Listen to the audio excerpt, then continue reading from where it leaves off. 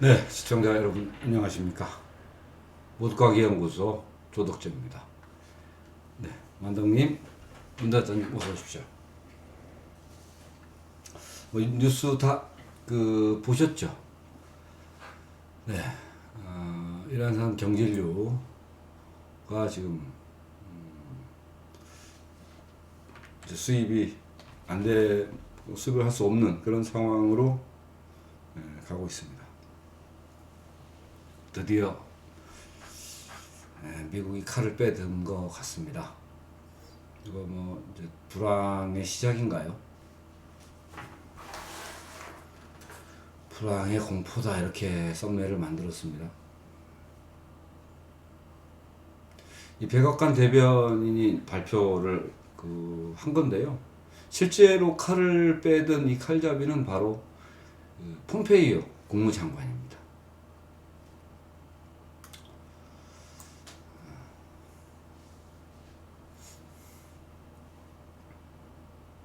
그러게요. 경제, 민생, 안보 모든 걸 다 파탄하는 킹크랩 쿠데타 정권이라고 말씀을 하셨는데, 이제 이란의 그 원유 수출량을 제로로 만들어서 실질적인 경제 제재 효과를 나타나게 하기 위한 것이다. 이렇게 주장을 하면서 강경한 주장을 펼쳐온 이 미국인데요. 지금까지 이렇게 주장을 했던 그 정책 담당자는 볼턴입니다. 우리나라에도 많이 알려진 볼턴이라는 사람인데, 일단 오늘 있었던 백악관 발표 내용을 보면서 향후에 어떤 국제 정세와 또 우리나라에 미치는 어떤 영향이 미칠 것인지 죄송합니다. 한번 살펴봐야 될 것 같습니다. 조선일보에서 보도한 내용인데요. 우선 이걸 먼저 보겠습니다.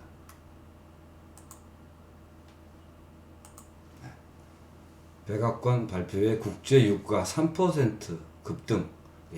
벌써 3%가 올라갔다고 합니다. 이란발 쇼크 오는가 내용인데요. 미국 백악관은 앞서 이날 대변인 성명을 통해 한국과 일본, 중국, 인도 등 8개국에 대한 이란산 원유 수입 금지 예외 조치를 연장하지 않기로 했다고 발표하면서 도널드 트럼프 행정부와 동맹들은 이란에 대해 최대한의 경제 압박을 유지하고 확대할 작정이라고 밝혔다. 마이크 폼페이오 미 국무장관도 이날 기자회견을 열고 이란산 원유 수입 금지 예외 조치를 연장하지 않겠다고 발표했다. 그는 트위터에 이란 정권에 대한 최대 압박은 말 그대로 최대 압박을 의미한다며 이것이 미국이 예외 조치를 허용하지 않는 이유라고 설명을 했다라는 겁니다. 네. 이 폼페이오 국무장관이 이란산 원유 수입 금지 예외 조치를 6개월씩 하고 있었었는데요. 이걸 연장하지 않겠다라고 이제 미국이 결정했다는 건데, 표면적으로는 이란 정권에 대한 최대한 압박, 맥시멈 압박을 의미한다. 이렇게 분명히 밝혔습니다. 현재 미국이 가장 강력하게 대응하고 있는 나라가 바로 이란과 북한인데요. 그래서 미국은 자신들이 이미 정해놓은 어떤 시간 타이머에 따라서 이란에 대해서 주저없이 최대한 압박이라는 카드를 실행을 했던 것이죠. 지금까지 한 180일 동안, 6개월이죠. 이란산 원유 수입 금지 예외 조치를 적용받았던 국가들이 우리나라를 포함해서 중국, 인도, 이탈리아, 그리스, 일본, 대만, 터키 이렇게 8개국입니다. 이 8개국 중에서도 중국이 가장 많은 이란산 원유를 수입을 했고요. 그 다음이 이제 한국이고, 또 일본, 이렇게 됩니다. 중국, 한국, 일본은 지금 국제 원유 시장에서 가장 많은 원유를 수입하고 있는 넘버 3 국가들인데요.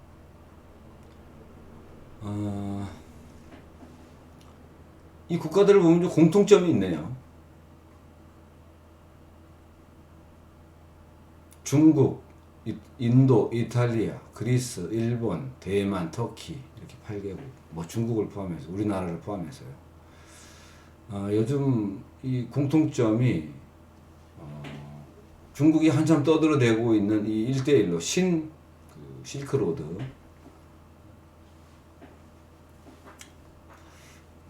비단길, 실크로드, 이 일대일로 협정국들이 다소 눈에 띈다는 부분입니다. 네. 이탈리아가 그렇죠. 또 그리스도 그렇고요. 지금 이탈리아와 그리스는 유럽에서 중국이 추진하고 있는 이 일대일로에 적극 동참하는 국가들입니다. 그리고 터키도 들어가 있는데, 터키가 최근 미국이 반대를 했음에도 불구하고 러시아산 S-400 미사일 시스템을 구매해서 미국하고 지금 분란이 벌어지고 있죠. 주님 어서 오세요. 우리나라는 어때요? 우리나라도 뭐 아시다시피 지금 말로만 친미라고 하면서 하는 짓은 지금 중국 쪽에 완전히 기울어져 있는 친중 국가로 분류되는 이 회색 국가라고 할까요? 미국 입장에서는 그 회색 국가로 분류가 되고 있습니다. 더군다나 지금 미국이 이란과 함께 이 경제 제재 국가로 지목해서 집중 관리하고 있는 북한, 이 북한하고 급속히 가까워지는 친북 정책까지 우리나라가 쓰고 있지 않습니까?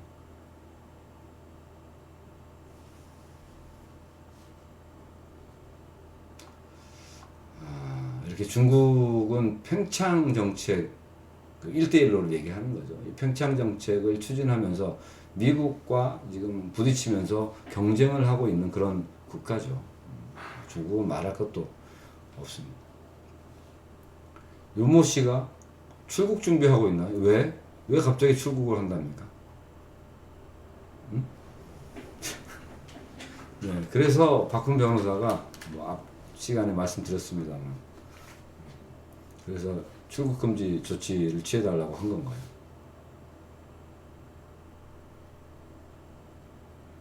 출국하고 나면 참 황당하겠네요.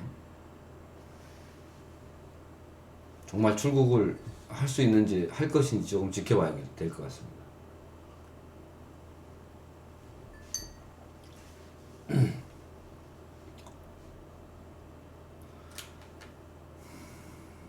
네, 지금 그 이란산 그 석유가 지금 이렇게 8개국으로 수출이 되고 있었다, 이런 이야기 말씀드렸는데, 그 양이 어느 정도 되는지 한번 살펴보도록 하겠습니다.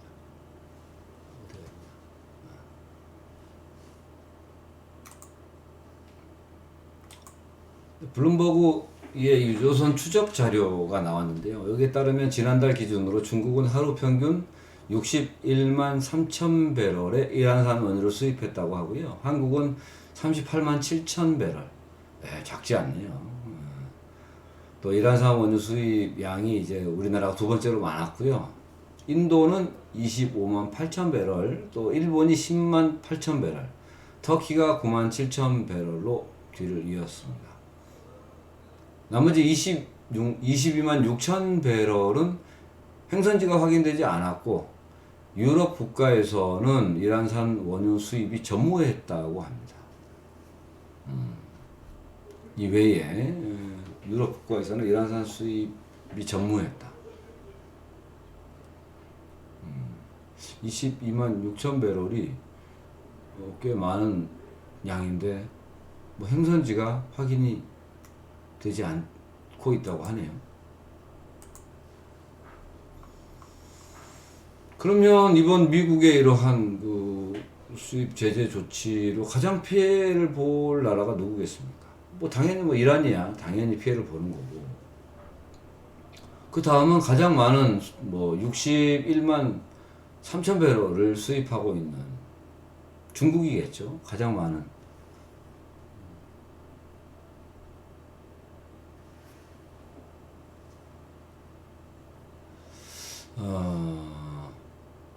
그리고 그 다음이 우리나라입니다. 유감스럽지만 38만 7천 배럴로 또 두 번째로 많은 이란산 원유를 수입하고 있습니다. 우선 중국은 뭐 이 이란산 원유 수입이 막히는 통에 1대1로 정책이 큰 위기가 찾아온 겁니다. 뭐 1대1로 정책이 바로 그 실크로드 그 정책인데, 뭐 중국 당나라의 그 장안에서 옛 호라즘 왕국인 이란을 연결하고 또 이란을 거쳐서 터키, 그리스, 이탈리아, 또 스페인 이렇게 유럽 국가들을 연결했던 실크로드를 지금 현재 중국에서 육상과 해상 통로를 통해서 다시 이 실크로드를 되살리는 정책이 바로 1대1로 사업이기 때문이죠.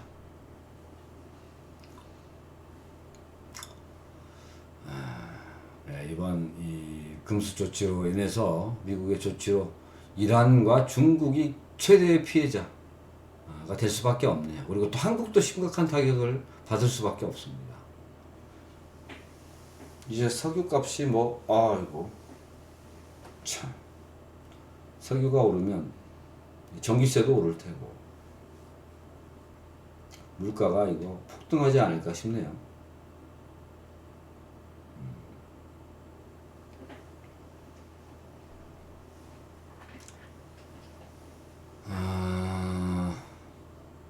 이 한국의 피해에 대해서는 뭐 이란산의 그 석유를 수입 금지 뭐 조치로 인해서 아무래도 뭐 기름값이 오를 수밖에 없겠죠.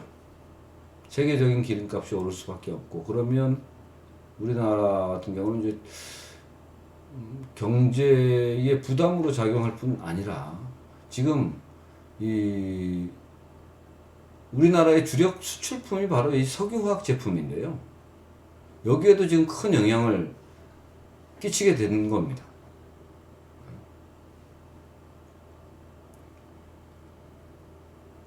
제가 이런 점에서 앞 시간에도 말씀드렸다시피 미국의 이런 예외 없는 이란산 원유 금수 조치가 바로 우리나라에게도 저강도의 어떤 세컨더리 보이콧이 아닐까, 이렇게 생각이 드는 겁니다.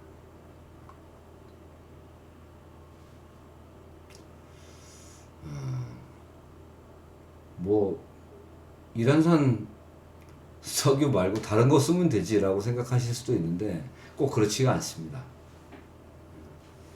그 이란산 석유를 써야 되는 이유가 있고 또 금액적인 면에서도 차이가 나기 때문인데요. 그 내용도 한번 보시죠. 미국이 이란산 원유 제재와 관련해 한국을 비롯한 8개국에 대해 인정했던 한시적 예외 조치를 연장하지 않을 것으로 알려지면서 국내 정유 석유화학 업계가 당혹감을 감추지 못하고 있다. 특히 국내 업체들의 수입 의존도가 높은 이란산 초경질유 수입이 어려워지면서 생산성과 수익성이 떨어지는 등 단기적인 충격이 불가피할 것으로 내다봤다. 석유화학 업계 관계자는 값싸고 고품질의 이란산 초경질유를 들여오지 못하면 우리 제품의 가격 경쟁력이 떨어질 것으로 본다며 상황을 조심스럽게 지켜보는 중이라고 말했다. 이란산 초경질유 가격을 다른 지역과 비교할 때 배럴당 적게는 2.3달러, 많게는 6달러의 가량 차이가 난다. 더 싸다라는 것이죠. 이게 뭐 원유값이 석유값이 올라서 가게에 미치는 부담뿐만 아니라 실질적으로 우리의 수입 그 품목들, 대부분의 우리 수입 품목들의 큰 가격 경쟁력에서 떨어질 수밖에 없는 그러한 상황이군요.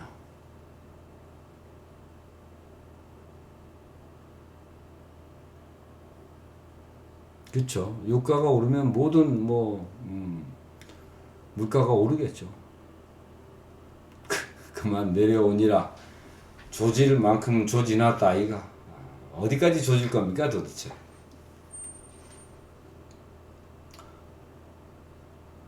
지금 원유 값이 적게는 2.3달러에서 많게는 6달러가량 상승한다면은 지금 이 석유화학 업계에 미치는 영향이 상당히 크다라는 건데요. 이 석유화학 업계의 특징상 그렇습니다. 석유화학 업계가 아무래도 기술적인 문턱이 낮죠. 뭐 북한에도 이 정유화학이 있다 보니까 이렇게 문턱이 낮은 그 장치 산업인데요. 그러다 보니까 제품의 마진이 높지 않습니다. 뭐 경쟁이 치열하다 보니까. 그래서 무조건 많이 파는 이 박리담의 구조를 갖고 있는데요. 이 석유화학이 경쟁력, 수출품 경쟁력도 그러면 값이 올라갈 테고. 네, 만왕님, 알렉스 스님 어서 오세요. 또 당분간 이렇게 유가 인상이 지속이 되면 이 석유화학 업계의 원가 상승은 불가피한 것이고요. 가격 경쟁력 또한 떨어지게 되면 그 석유화학 산업 근간에 큰 문제가 발생한다라는 겁니다.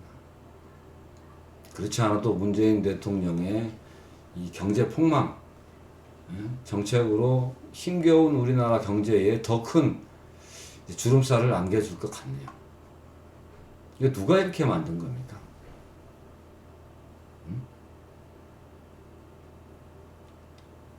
아니 참나. 국내 정치도 무슨 새로운 성장 동력이 되지도 않는 무슨 소주성 말뿐인 그냥 뇌피셜 아닌가요? 이거 소득 주도 성장 이런 무슨 소린지도 모호한 헛소리만 외치면서 시간만 낭비하더니 결국에는 이렇게 저강도의 세컨드리 보이콧과 같은 조치까지 당하고 있습니다. 미국이 이것에 대해서 다른 어떤 혜택을 우리나라한테 줄까요? 어떻게 생각하십니까? 중국과 우리나라한테 이란산 원유를 수입 못해서 생기는 어떤 피해를 미국이 다른 것으로 보상을 해줄까요? 원래 같았으면 보상을 해줬을 겁니다. 근데 지금 상황이라면 모른 척 하겠죠. 그걸 왜 나한테 얘기해? 그거 니들 문제야. 전 세계가 다 수입 못하고 있으니까 그거 니들이 알아서 해야지. 이렇게 얘기할 것 같습니다.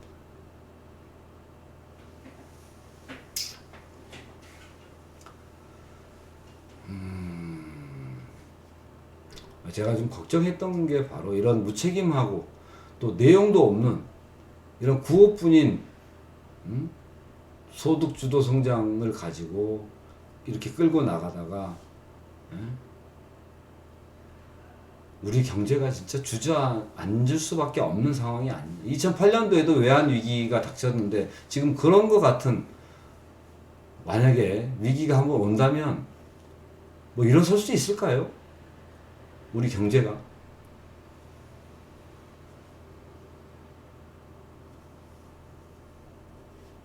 지금 이미 3%의 기름값이 올랐다고 하는데 여기서 그치지 않고 말이죠.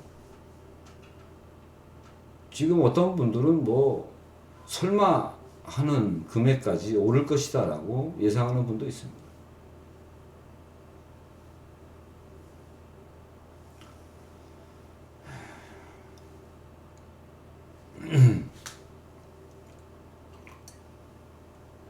국가 경제가 발전하기 위해서 또 성장을 하기 위해서는 기업과 정부가 서로 머리를 맞대고 말이죠. 어떤 우리나라가 무슨 자본이 많습니까? 뭐 있습니까? 이런 새로운 성장 동력을 찾아서 투자를 또 그쪽에다가 확대를 하고 그렇게 해야 국가 경제가 활기를 띠고 말이죠. 일자리도 생겨나고 소득도 증대가 되는 겁니다. 이게 지금 그 경제 발전의 기본 아닙니까? 더군다나 우리나라는 수출 주도형의 경제 성장 국가이지 않습니까? 그런데 국내 기업 중에서 뭐 삼성, 뭐 현대자동차 이런 그룹을 제외하고 나서 뭐 기업이 자체적으로 투자를 하고 연구개발을 해서 세계 시장을 움직인다거나 세계 시장을 개척할 수 있는 이런 세계적인 기업이 어디 있습니까? 없어요. 기업 자체적으로 할 수가 없다는 겁니다. 그래서 국가와 머리를 맞대고 함께 해 나가야 되는 것이죠. 이런 성장 동력을 확보하기 위해서 국가가 기업들과 함께 세계 시장을 공략할 수 있는 어떤 전략적 추진 사업이나 또 그런 업종들을 선정하고 국가는 뒤에서 물심양면으로 지원하는 그런 정책을 써야 된다는 거죠. 이게 국제사회에서 그 국가의 경쟁력을 살려나가는 길입니다.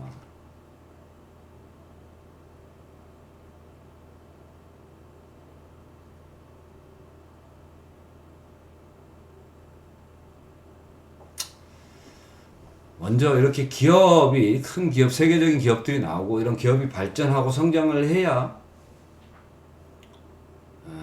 우리나라의 경제에 뭐 투자라고 하는 그런 좋은 상황들이 퍼지고 그래야 또 일자리가 많이 생겨서 가게 이 집집마다 임금과 그 임금 소득이 올라가고 또 부가 소득이 창출되는 거죠.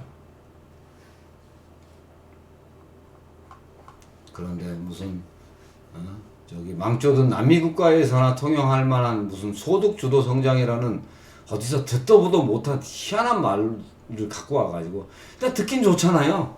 소득 주도 성장.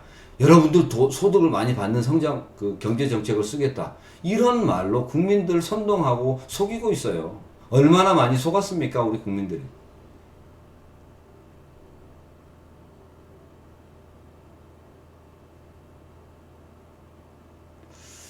반대로 가고 있습니다. 반대로.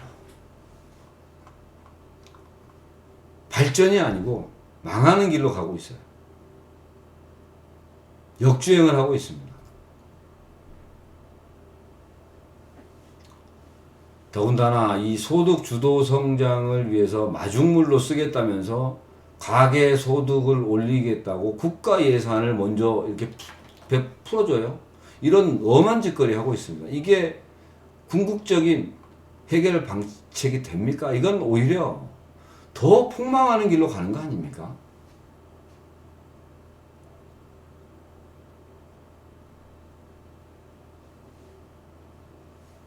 가계 소득을 늘리려면 기업 이 수익을 창출하는 그런 기업 고용이 늘어나야죠. 기업 고용에 대해서 이렇게 양질화 돼 있는 고용 상태로 바꿔나가야 가계 소득이 올라가는 거죠.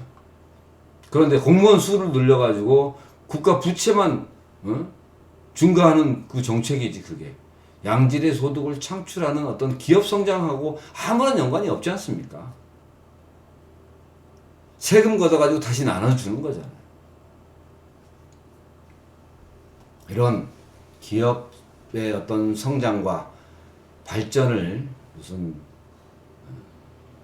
친기업, 친재벌 정책이라고 무슨 범죄시하고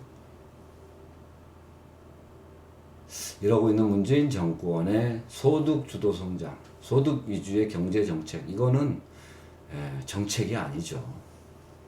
그냥 뭐 말씀해 주셨다시피 그런 정책은 저도 하겠습니다. 아니 헬리콥터에서 돈 뿌려주 국민들한테 돈 뿌려주는 거 누가 못해요? 5년 하다가 돈 떨어지면 뭐 그만두면 되는데.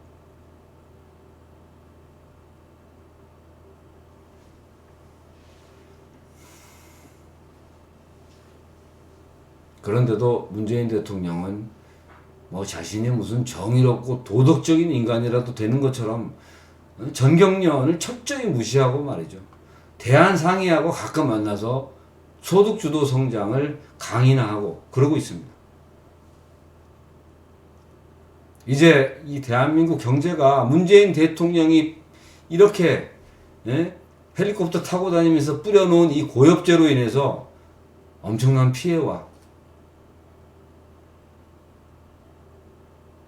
쉽게 치유되지 않을 어떤 후유증을 앓게 되었다는 겁니다. 이거 어떻게 해야 됩니까, 이거?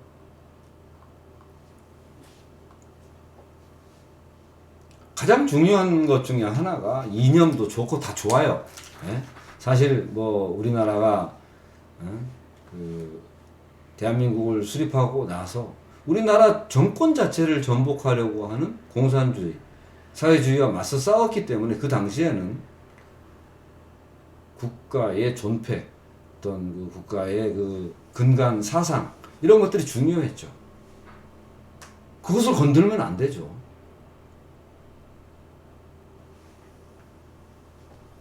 그런데 지금은 이 경제 정책이 없어서는 이렇게 뭐 경제 정책을 거꾸로 가가지고는 뭐 이념이 무슨 소용이 있습니까? 우리가 공산주의, 사회주의를 싫어하는 멀리하는 이유도 바로 그렇게 해서 잘된 나라가 없잖아요. 그냥 전형적인 뇌피셜이고 이념뿐이지 그게 실제적으로 경제 시스템에 도입하기가 어렵기 때문에 조심스럽게 이 사회주의 체제를 조심스럽게 하나씩 가지고 오는 거잖아요. 지금 뭐 국민건강보험이나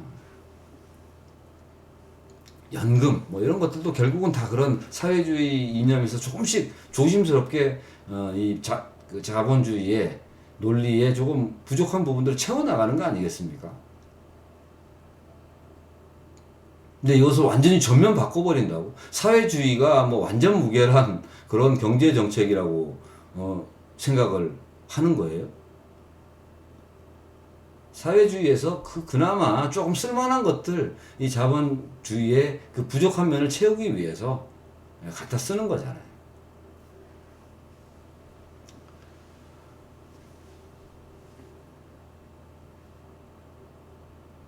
(70년간) 만들어 놓은 거를 1년여 만에 대단한 능력입니다. 자, 이런 상태입니다. 이런 상태에서 우리나라 경제를 상징하는 석유화학업계, 이 석유화학업계가 미국의 이란산 원유 금수 조치가 발령됨에 따라서 이제 어려움에 처하게 된 것입니다. 뭐 다른 나라도 뭐 같이 포함됐는데 뭐 우리나라만 꼭 그러냐? 인도와 일본을 한번 보실까요? 아마 인도와 일본 같은 경우는 뭐 이 석유값이 올라가는 것으로 인해서 그 자국의 경제에 단기간의 피해는 불가피하겠죠. 하지만 어느 정도 유가가 기름값이 안정이 되면은 뭐 수입 그 루트를 다변화하는 것으로 다른 것도 있으니까 추가 피해를 발생시키지 않는 선에서 넘어갈 수가 있는 문제예요.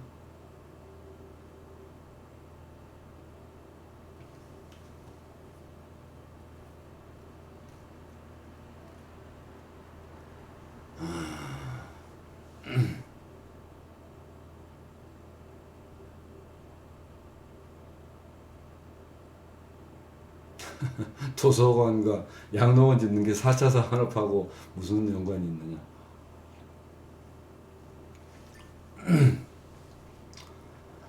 이란산 원유 금수 조치로 인해서 또 다른 숨은 피해자가, 보이지 않는 피해자가 바로 북한입니다. 북한이 이 이란 그 석유 원유의 금수 조치로 의문의 일패를 당한 겁니다. 왜 의문의 일패일까요? 북한과 이란은 이 동병상련이잖아요, 지금. 그리고 또 정치적으로도 매우 밀접한 관계를 유지하고 있습니다.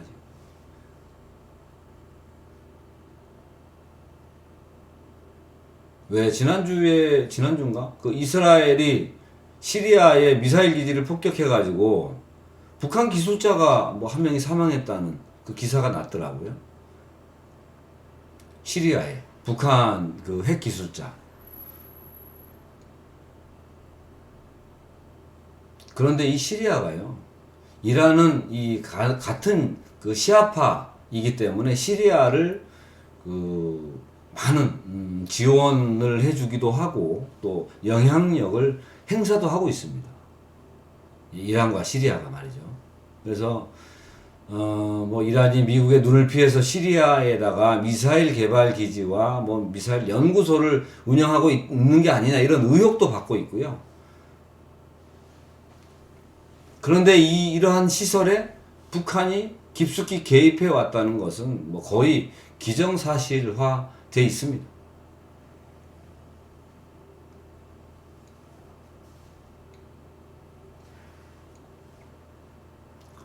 북한이 이 이란에다가 공짜로 미사일 기술을 전수한다거나 그 부품을 주지는 않을 것 아닙니까? 응? 뭘 받았을 거 아니에요? 이란 쪽으로부터. 이 미사일 그 기술과 또 기술자들 내보내면서 말이죠. 뭘 받았을까요, 북한이? 북한은 그 대형 유조선이 없어요. 그 원유 운반하는 유조선 자체가 없습니다. 뭐 운영한다고 해도 있다고 해도 원유를 싣는 유조선이 지금 뭐 그 다국적 군들이 미국과 함께 이 대북 그 해상 압박 그 감시를 하고 있는데 거기를 어떻게 그 페르시아만으로부터 인도양으로까지 그 다음에 동남아 그 연해안을 거쳐서 북한 남포항까지 갈 수가 없어요. 바로 이런 점 때문에 그 북한과 이 원유 공급선이 같은 중국이 1대1로에 목을 메고 있는 거예요. 1대1로가 있어야 된다는 겁니다. 당장이라도 미국이 이렇게 해상을 봉쇄해버리면 에너지 수입선이 막혀버리니까 중국은 공장이고 뭐고 그냥 중국 자체가 무너진다는 겁니다. 그러면 북한이 이란으로부터 뭘 받았을까요? 그 핵이나 미사일 기술을 전수해주고 기술자들을 파견하면서. 제일 편한 건 현금이겠죠, 현금. 에? 달러 받았겠죠, 달러. 해저 파이프 얘기 듣고, 참, 그러게 말입니다. 돈다발을 아마 받았을 것 같아요. 그리고 아마 이제 이 돈을 가지고 유엔 제재를 피하기 위해서 뭐 다른 나라를 통해서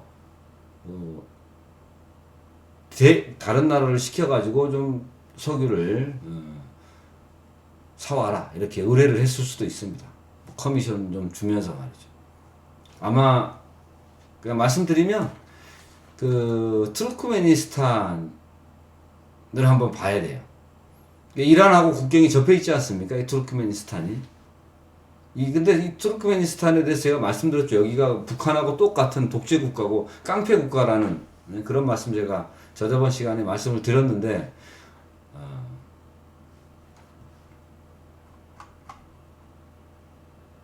이 블룸버그 통신 기사 내용 중에 아까 말씀드렸다시피 22만 6천 배럴이 하루에 22만 6천 배럴이 행선지가 확인되지 않고 있다라고 말씀드렸잖아요. 그런데 유럽 국가에서는 이 이란산 원유를 전혀 수입을 안 하고 있다고 합니다.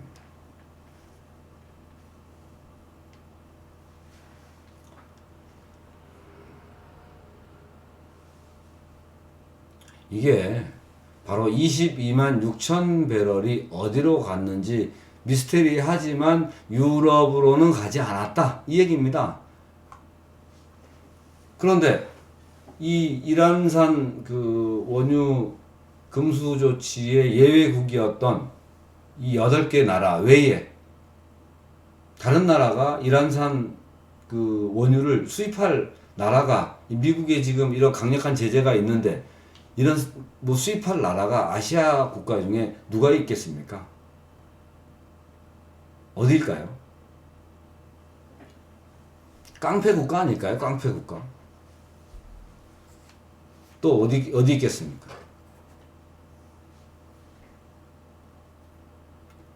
백조 세금이 어디로 증발을 했는지 참.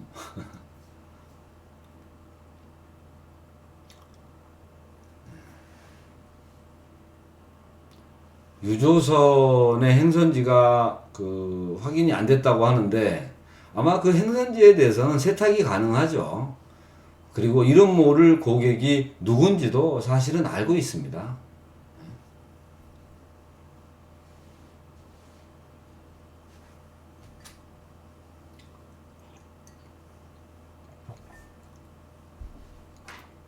누군가는 돈 많이 벌겠어요. 북한한테 이렇게 석유 갖다 팔면서 말이죠. 아주 뭐 북한의 이런 상황인데 얼마나 많은 이익금을 남기면서 석유를 갖다 팔겠습니까?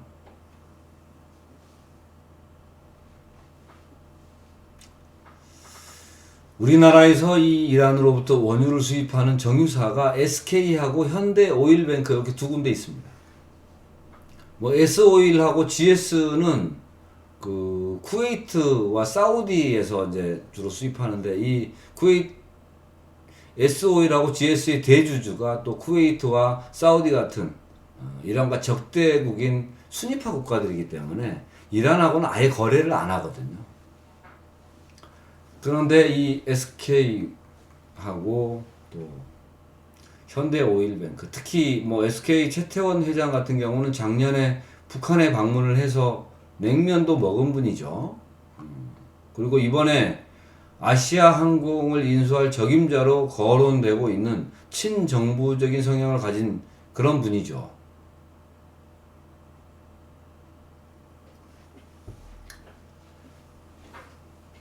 네.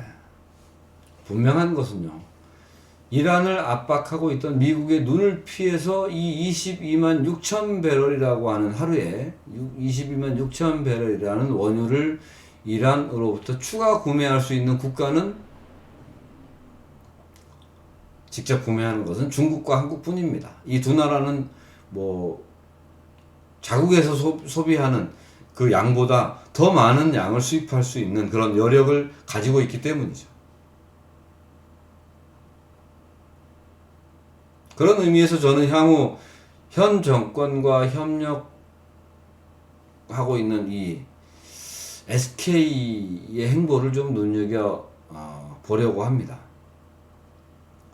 왜냐하면요, 이 SK의 주력이 바로 통신, 그 다음에 에너지, 반도체, 뭐 배터리 등과 같은 이 품목의 특성상 중국하고 매우 친밀할 수밖에 없는 기업이거든요. 다시 말씀드려서 SK그룹의 주력 시장이 바로 중국이라는 겁니다.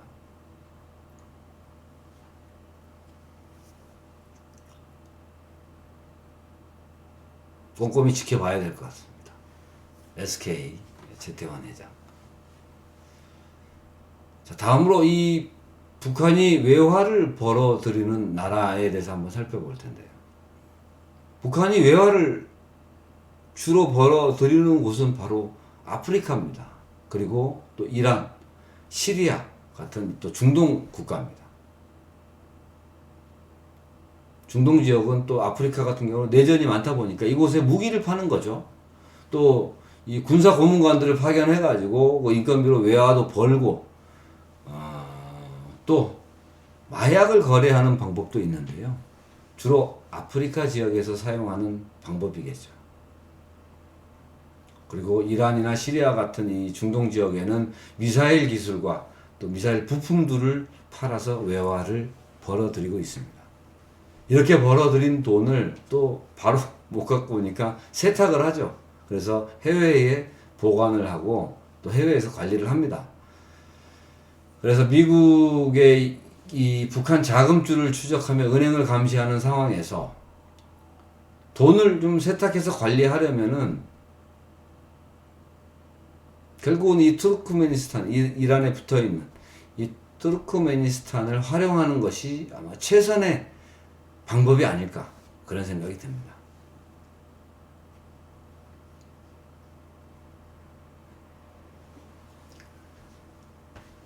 조금 전에도 말씀드렸지만 이 투르크메니스탄은 미국으로부터 마약과 뭐 밀수, 테러 단체들과의 불법 거래 이런 것으로 이제 국가가 이런 일들을 주도하다 보니까 북한하고 함께 불량 국가로 지정이 된 나라입니다. 투르크메니스탄이.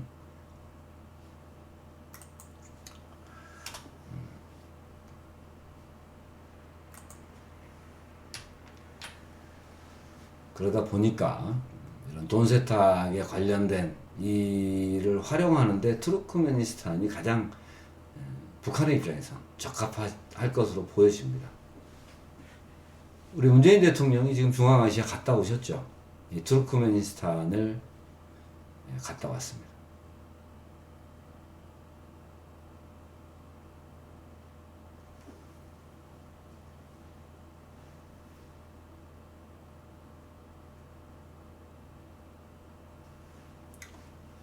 지금 북한에서는 이 핵 문제에 있어서 올 말까지 그렇게 기한을 정했는데, 그렇다고 미국이 올 말까지 넉넉히 있지는 않을 거예요.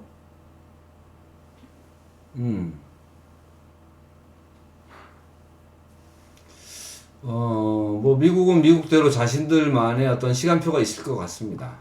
당연히 있겠죠.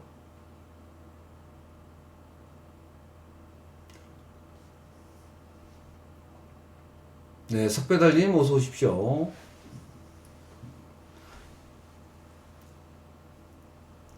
미국은 언제라도 수틀리면은 이란에 했듯이 북한에게도 맥시멈 압박을 언제든지 단행할 수가 있는 것이죠. 그때가 되면 가장 큰 피해를 볼 상대가 바로 당사국인 북한과 한국, 중국이 될 겁니다.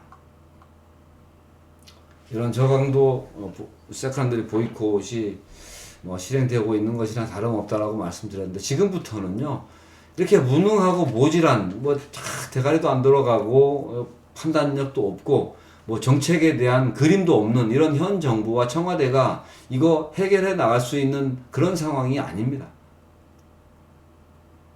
능력이 없어요. 아마 문재인 대통령은 앞으로 이제 가볼 만한 아프리카 국가들 찾아 돌아다닐 그럴 것 같고요. 또 청와대하고 정부는 만세를 부르면서 여당과 함께 총선에서 이기기 위해서 또 선전선동으로 국민들을 개돼지로 만드는 작업을 할 겁니다. 자기들도 뽑아달라고.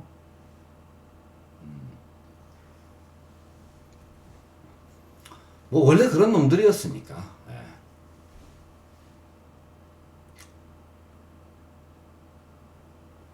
이제쯤 되면은 이 작자들 정체를 좀 파악하고 우리 국민분들이 알 때도 되지 않았을까요?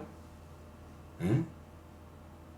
그렇게 당했는데, 그렇게 쇼질에 그냥 선동당하고 개돼지 취급을 받았는데, 이제 좀 알 때가 되지 않았나요?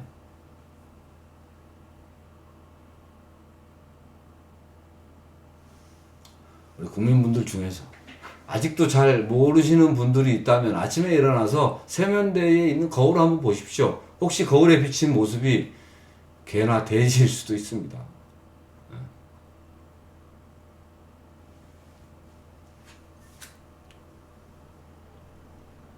하도 그렇게 세뇌를 시키니까. 자, 그러면 이 미국의 금수 조치 연장을 하지 않는 이 조치로 인해서 가장 큰 이득을 본 나라가 누굴까요? 분명히 이거 이렇게 손해보는 나라가 있으면 이득 보는 나라가 있거든요. 누굴까요? 어느 나라가, 미국을 일단 배제하고, 미국이 주도하는 정책이니까. 어떤 나라가 가장 혜택을 볼 것 같습니까?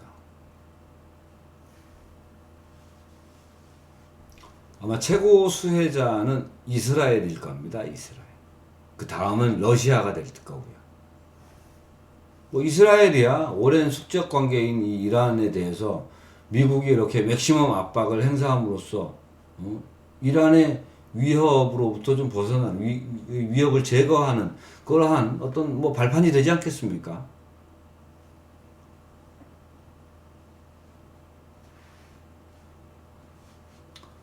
그럼 러시아는요? 러시아는 전에도 여러 차례 말씀드렸습니다만은, 러시아는 다른 공업이 별로 없습니다. 농업 외에. 농업도 그닥, 그렇고, 러시아의 가장 큰, 경제에 있어서의 가장 많은 부분을 차지하고 있는 게 바로 이렇게, 기름이죠, 기름. 그 다음에 가스, 석유 제품들입니다. 그러면 이제 그 러시아 같은 경우는 기름값이 오르면 여기에 상당한 이득을 얻게 된다는 겁니다. 러시아 경제가 뭐 대략 이 기름값이 배럴당 80불대 이세, 그러니까 80불, 80달러 이상이 되면은요, 러시아 경제가 완전히 엄청나게 활기를 띠는 그런 구조를 가지고 있습니다.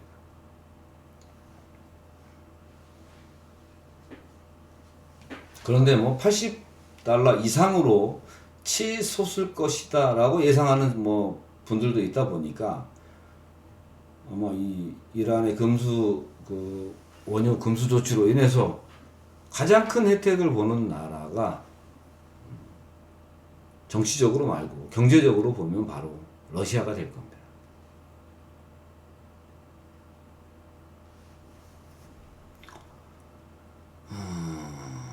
예. 미국의 세일 그 오일 때문에 망조 한번 탄 적이 있었죠, 러시아가.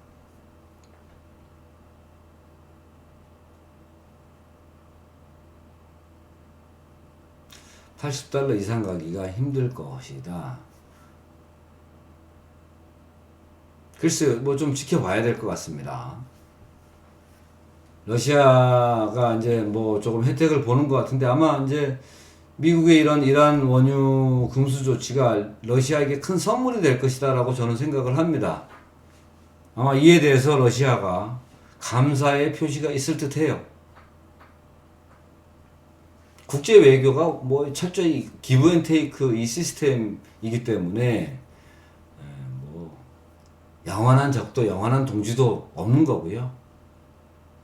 그러다 보니까 이번 주에서 내일인가요? 이번 주에 어쨌든 김정은 위원장과 푸틴이 만나지 않습니까? 그래서 러시아 푸틴 대통령에게 미국이 전하는 선물이라고 생각이 됩니다. 이미 미국에서는 그 실무자를 러시아에 보내서 얼마 전에 보냈죠. 그래서 이미 그런 북한을 만나는 푸틴에 대해서 어느 정도 합의점을 본 것 같습니다. 그래서 이런 조치가 이루어지지 않았나 하는 생각도 합니다.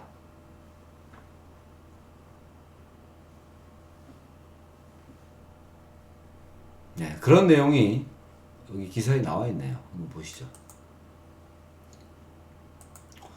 트럼프 행정부 측은 사우디아라비아, 아랍에미레이트 등과 함께 글로벌 원유 공급량을 유지하겠다는 의지를 밝혔지만 당분간 이란발 공급 위축은 불가피하다는 관측이 나온다. 우선 사우디가 미국의 요구대로 순순히 원유 증산에 나설지 의문이다. 유가 하락을 촉구하고 있는 트럼프 행정부와 달리 사우디 왕실은 고유가를 원하고 있기 때문이다. 사우디가 이란산 원유를 대체하기 위해 최근에 줄였던 원유 생산량을 다시 늘리면 사우디의 원유 재고량 전체가 소진되거나 거의 고갈에 가까워질 수 있다는 우려도 나온다. 네. 뭐 만만치가 않네요. 석유값이. 뭐 다시 말해서 뭡니까 이거? 앞으로 그 기름값에 대해서 미국이 좌지우지 하겠다. 또 그렇게 될 것이다. 라고 보여지는 대목 아닙니까?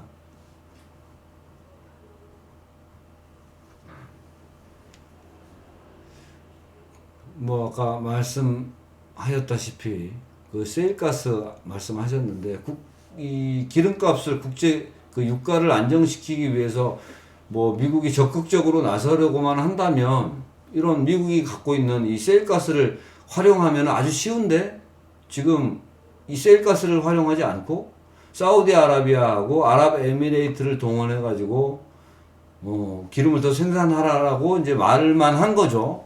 여기에 따를지는 조금 더 지켜봐야 될 것 같고 이거는 기름값 인상에 대해서 상황을 조금 더 지켜보겠다라는 말로 들립니다. 무조건 기름값을 잡겠다라는 것이 아니고 어느 정도 기름값이 오르는 것에 대해서 좀 의도적으로 놔두고 있는 게 아닌가 하는 생각도 듭니다. 누군가를 위해서 하는 걸 수도 있고요. 자, 오늘 그 조선일보에서 나온 기사인데요.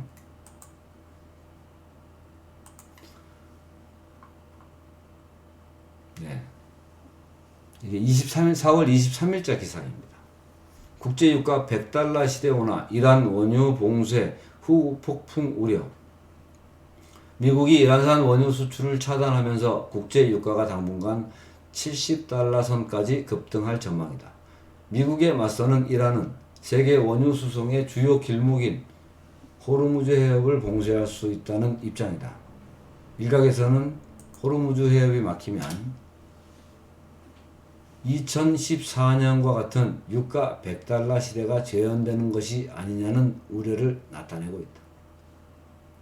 100달러 이야기가 나오네요.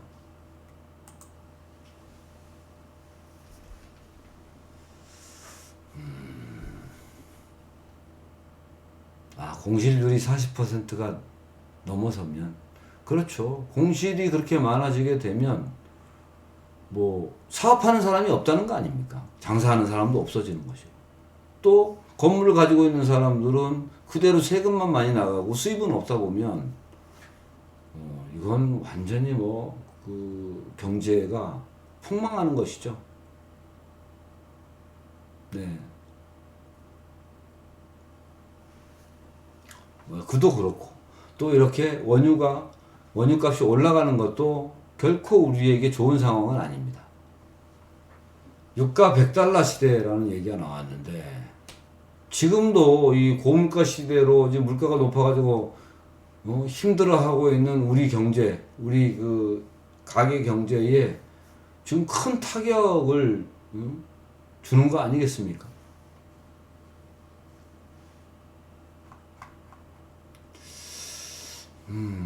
뭐 이어진 내용입니다. 오펙 플러스, 러시아를 포함시킨 오펙 플러스가 진행해온 감산, 이것도 변수다. 최진영 이베스트 투자증권 연구원은 단기적으로 5월 19일 오펙 플러스 석유 장관급 회의 혹은 6월 오펙 플러스 정기 총회에서 산유국들이 하반기 감산을 중단하거나 규모를 감축하는 논의를 본격화할 것이라고 했다. 이 내용이 아니네요. 제가 다른 내용을 올렸네요.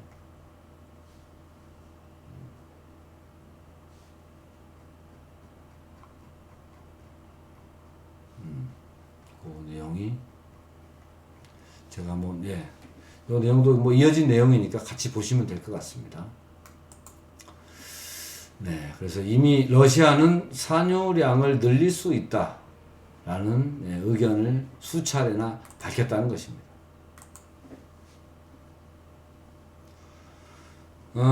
러시아가 이 오펙 플러스, 러시아의 석유 장관들이 모여서 그 논의는 하겠지만, 러시아 입장에서는 뭐 결과에 상관없이 독자적으로 산유량을 늘릴 수 있다 이렇게 얘기한 거 보니까 뭐 늘릴 것으로 보입니다.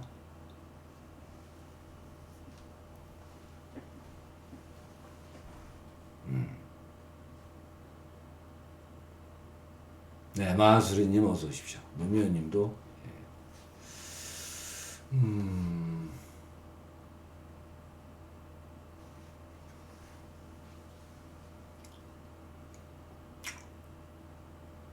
지금 이란도 이런 미국의 조치에 대해서 강하게 반발을 하고 있는데요. 그 호르무즈 해협을 봉쇄하겠다고 뭐 얘기를 했는데, 그렇게 되면 이 중동 지역에 지금 긴장감이 고조가 되는 것이죠. 그러다 보면 더더군다나 기름값이 오를 수밖에 없습니다. 뭐 이것은 다 예측이 되는 것이죠. 미국도 다 예측을 하고 있는 것이고요. 지금 우리 경제가 걱정입니다. 그러다 보니까.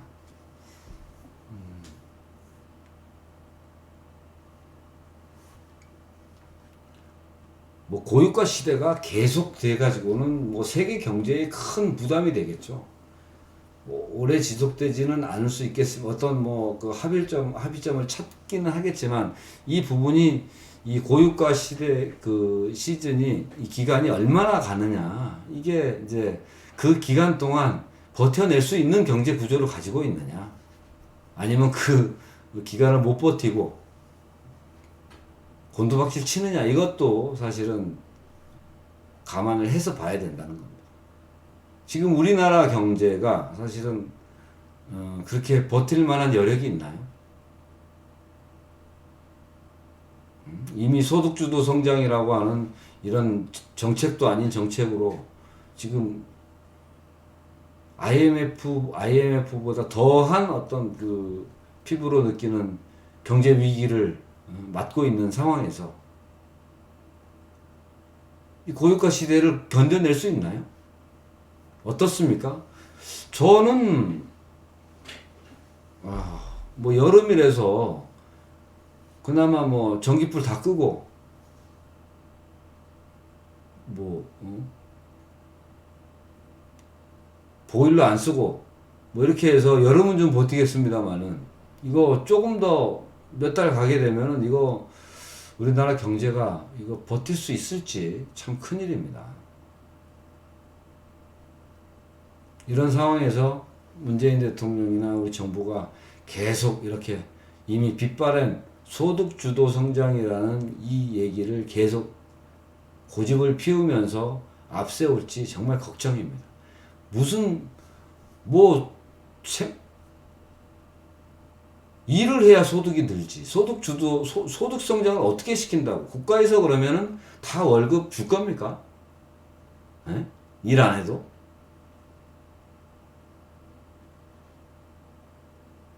소득 도주 성장. 그렇네요. 진짜 도주 성장이에요. 소득이 없어.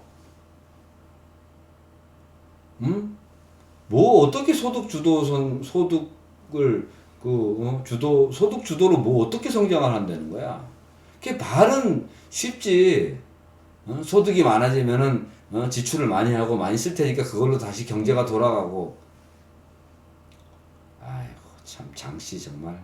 그 배웠다는 사람이 그냥 이런 논리도 있을 수 있습니다, 이 정도 얘기를 해야지, 그걸 가지고 국가 경제정책이 그걸 쓰는 그런 무식한 작자가 어디 있습니까?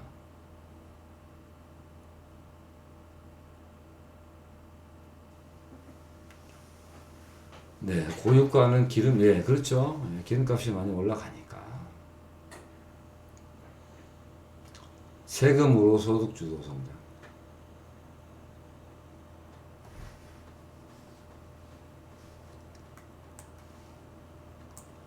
예,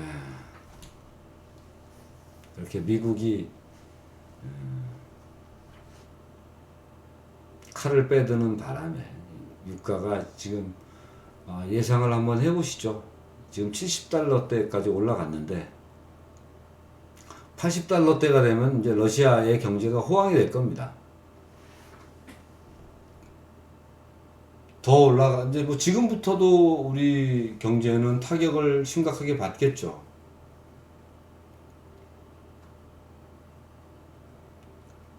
조윤 씨 같은 경우는 기름 45만 원 쓰고 있는데 아마 그게 거의 네? 어쩌면은 거의 더블 가까이 뛰지 않을까 싶어요. 기름값으로 나가는. 왜냐면 기름으로 지금 쓰는 게 이거 딱 기름 말고도 많은 부분에서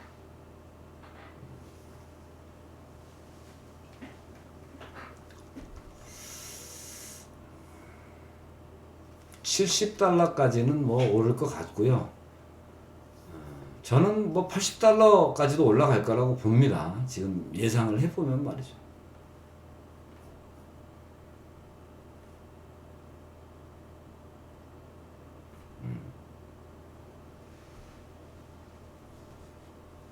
전에 그 휘발유가 가장 많이 올라갔을 때가 얼마까지 올라갔었나요?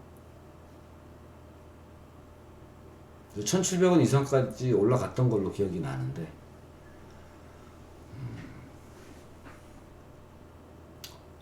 그렇게 되면 정말 그렇지 않아도 힘든 우리 그 경제와 우리 가게 경제에 큰 타격이 될 것 같습니다. 그렇죠. 2,000원 넘게 올라갔었죠.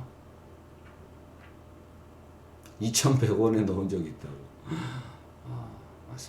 제 기억에도 2,000원 넘어갔던, 뭐 저는 그 경유차입니다만은 휘발유 값도 이제 같이 적혀져 있으니까 저도 그 경유 넣으면서 휘발유 값도 체크를 하죠. 뭐 가격 차이가 얼마나 나는지.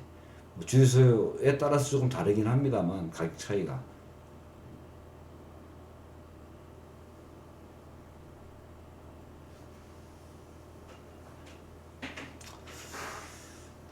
지금 석배달님은 이제 그 시급을 말씀을 하시고 계시군요.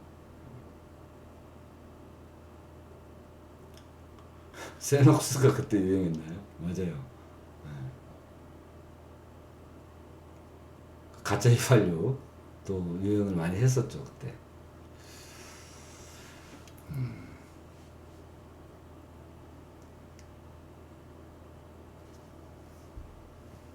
2008년 때, 2008년 때까지.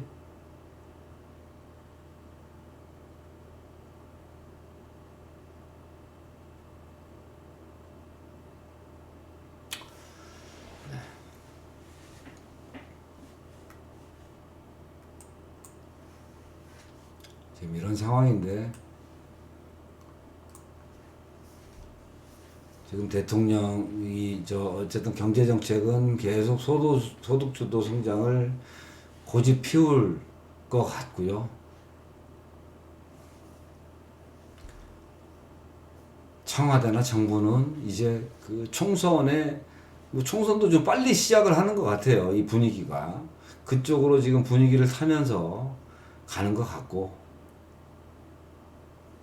문재인 대통령은 해외 나들이 계속 다닐 것 같고 그런 상황입니다. 참 걱정스럽습니다. 제가 어제도 뭐 방송에서 좀 우리나라 말고 우리 정책을 쓰고 있는 이 정부에 대해서 좀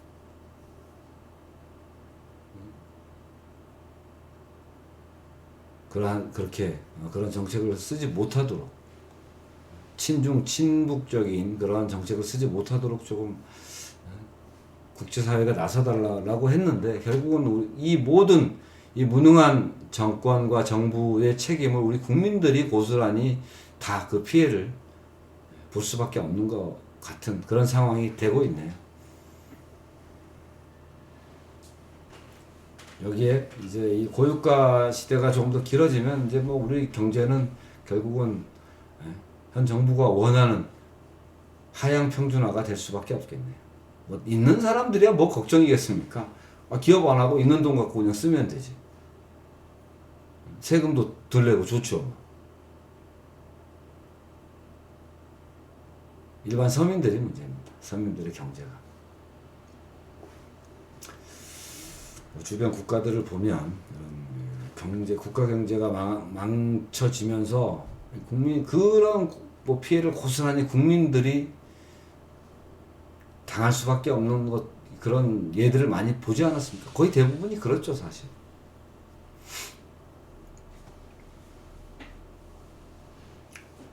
이게 정말 우리 문재인 대통령과 청와대가 하고 있는 정책, 반미, 반일, 친중, 친북 이런 정권 색깔의 정책과 정말 무관한 그런 금수 조치인지, 어떤 연관성이 있는지, 또 더 나아가서 실질적인 세컨더리 보이콧으로 어떠한 조치가 취해질지 참으로 걱정입니다.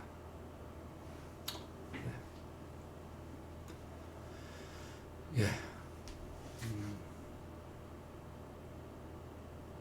그럼에도 불구하고 힘내자 뭐 이런 소리를 해야 되는데 힘이 좀 빠지긴 하네요. 좀 걱정을 했는데 그런 결과들이 자꾸 일어나고 있으니까 기운이 빠지긴 합니다만은, 그래도 뭐 방법이 없어요. 국민들이 정신 똑바로 차리는 방법밖에 없습니다. 그리고 또다시 이러한 국가 경제가 망쳐지고 국가의 안보가 흔들리는 이러한 상황이 만들어지지 않도록 국민들이 칼을 빼들어야 됩니다.